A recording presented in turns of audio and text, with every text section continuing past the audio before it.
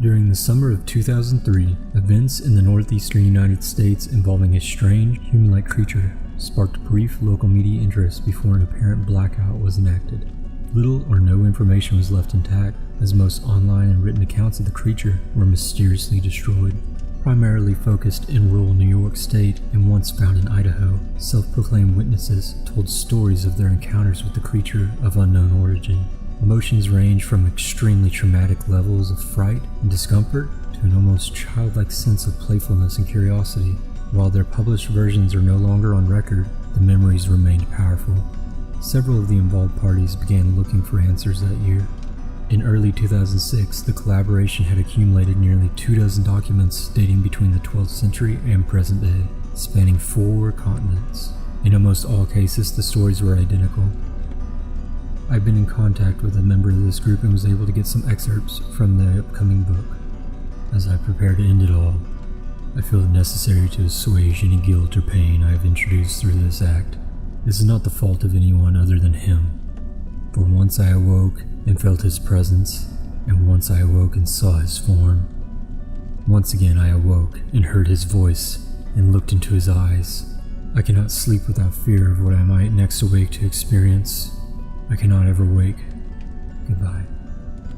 That note was found in the same wooden box where 2 empty envelopes addressed to William and Rose, and 1 loose personal letter with no envelope.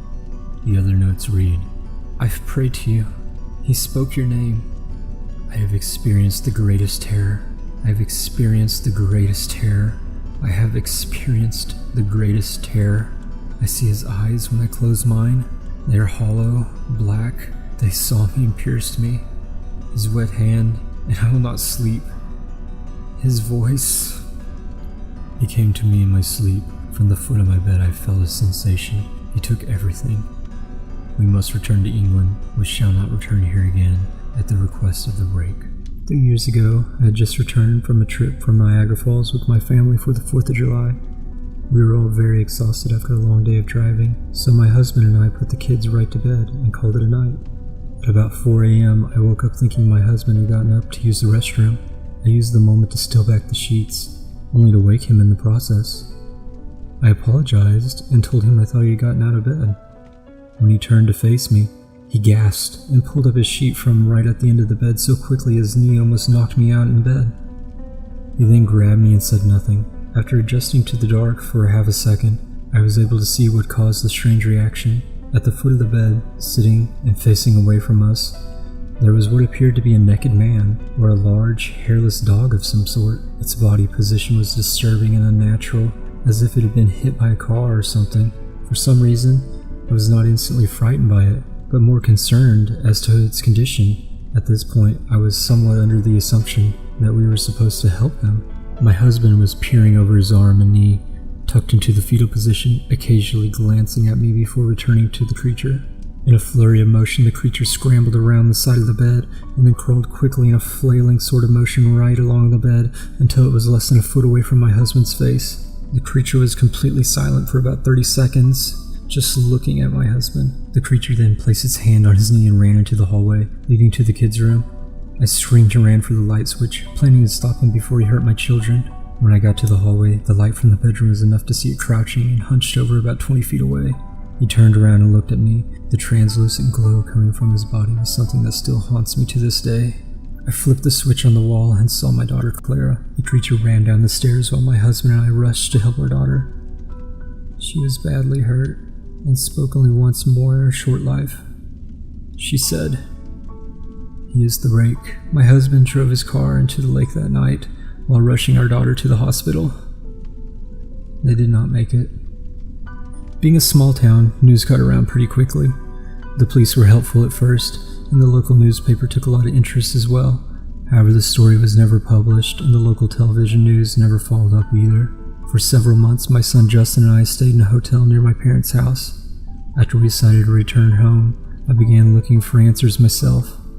I eventually located a man in the next town over who had a similar story. We got in contact and began talking about our experiences. He knew of 2 other people in New York who had seen the creature that we now referred to as the rake. It took the 4 of us about 2 solid years of hunting on the internet and writing letters to come up with a small collection of what we believe to be accounts of the rake. None of them gave any details, history, or follow-up. One journal had an entry involving the creature in its first 3 pages, and never mentioning it again. A ship's log explained nothing of the encounter, saying only that they were told to leave by the rake. That was the last entry in the log. There were, however, many instances where the creature's visit was one of a series of visits with the same person. Multiple people also mentioned being spoken to, my daughter included.